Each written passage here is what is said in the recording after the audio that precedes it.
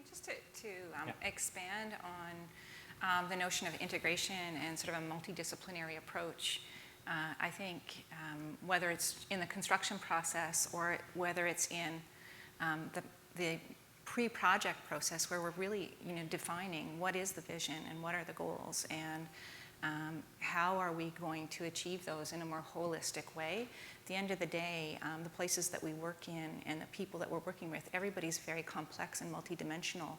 So if we're not taking a comprehensive and a multidimensional approach to defining the problem and the solution, there are opportunities that get missed in that process.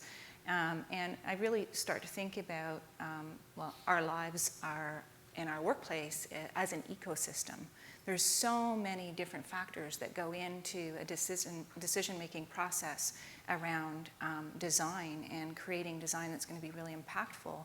I think we were talking about in our preliminary session just an hour ago is putting the best minds together, figuring out what the problem is we're trying to solve, and then figuring out who all those stakeholders really need to be, and bringing them to the table early so they have a level of engagement and a level of passion in coming up with a solution as a team.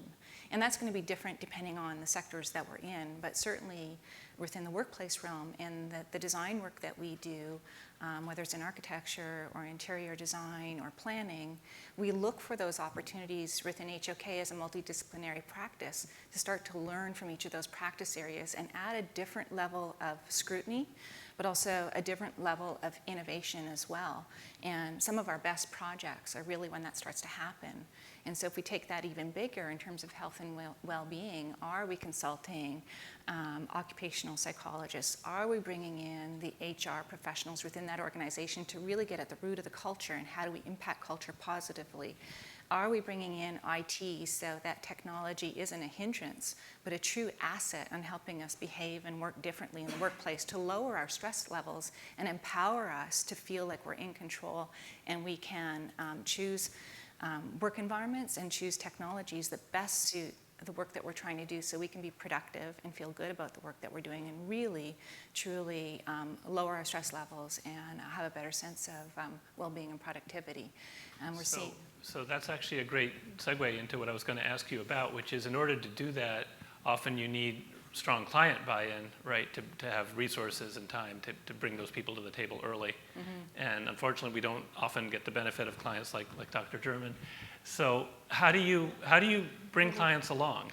What works to engage them, to convince them that it's worth investing in bringing these other expertises to the table and getting that conversation going early on?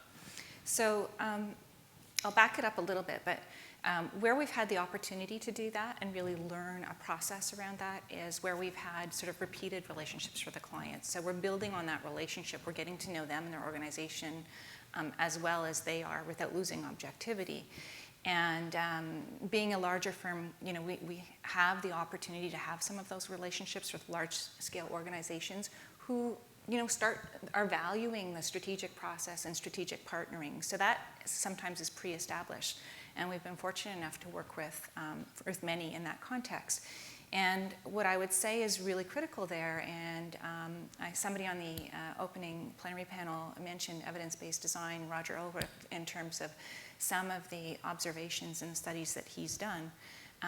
We start to look at evidence-based design, we start to look at benchmarking and research in a different way, and bringing that into our conversations with clients without being the specialist, but pulling from a variety of data sources what we think is going to be truly compelling and impactful at a universal level for our clients.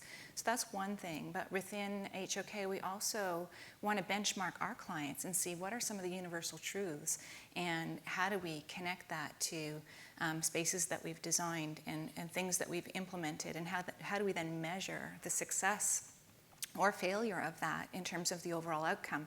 So setting clear goals and directives with the client, which can include health and well-being at the very early stages, doing our homework in terms of what research is going to be really impactful to have a deep conversation around those goals and priorities, and then taking our own benchmarking, sort of a pre-survey with those clients in terms of productivity and satisfaction and well-being and happiness, and getting a baseline for that client so that post-occupancy,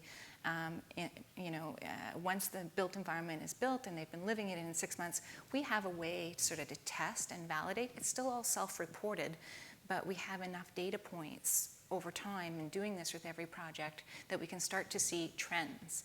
And then we can start to question and go back to some of those clients, even in a round table, and say, why are these trends existing? And how do we take that and those universal truths and move it forward and really start to bring design into another realm and moving it in a new direction. And we're trying to innovate, and interdisciplinary work is important for that.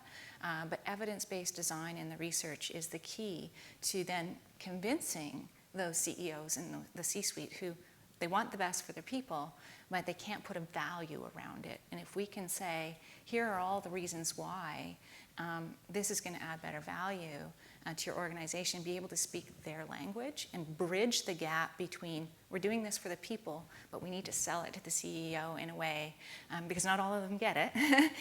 We need to bring it to the CEO in a way that meets their objectives and what they need to answer for, and in a way that also gets them excited about the passion for the people as well. So sometimes we're bridging that conversation. Yeah, that's great.